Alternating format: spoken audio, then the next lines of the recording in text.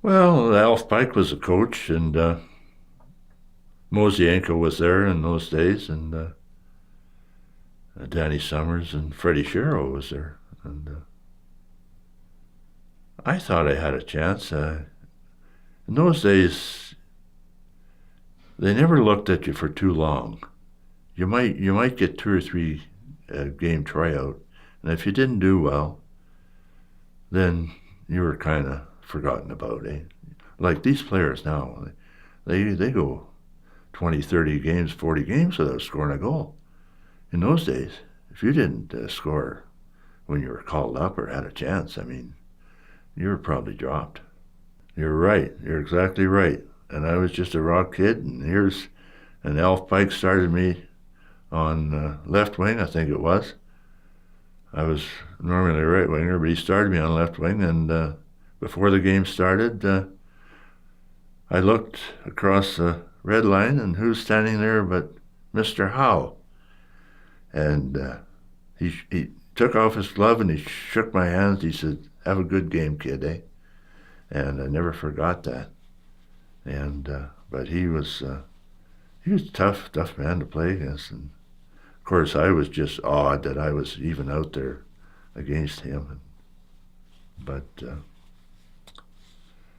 I scored a goal on Terry Sawchuk, I think, if I recall correctly, that game. And I hit the post once. And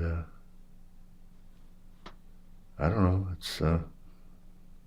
I had my chances, I guess, when I look back. And in those years, like the NHL, the big teams they might only make two or three changes a year, and there just wasn't any room with the old 6-team league. It was,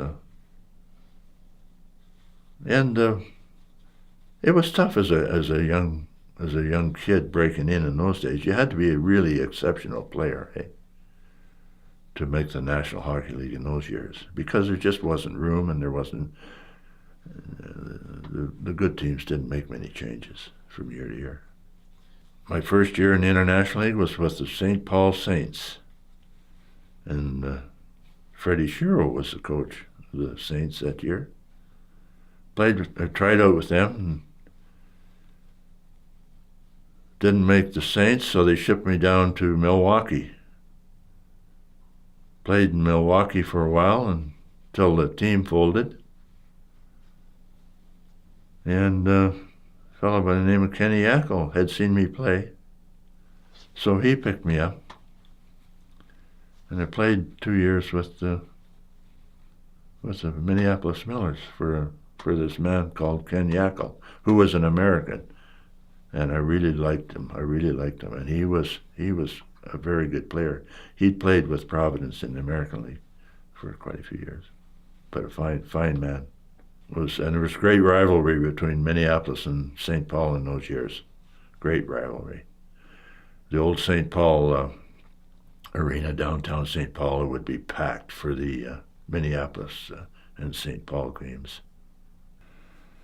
No, I liked to play. The only time, I guess, was when the team folded in Milwaukee. I thought, well, what am I doing down here? I better get home and get a job. This is no good. But then I played 6 years or 7 in the International League, and I had a young family at home, and they were getting to be school age, and I thought, well, this isn't. I better get something. I better settle down, and so I quit at 28. I didn't go back. I was playing in Des Moines, Iowa, at that time, and I decided to quit. Now they phoned me till Christmas time, and they wanted me to go down. The money it was getting a little better every time, and they sent me plane tickets and everything. But I stuck it out, and because of my young family, and as it turned out, with my family, it was the right decision when I look back now.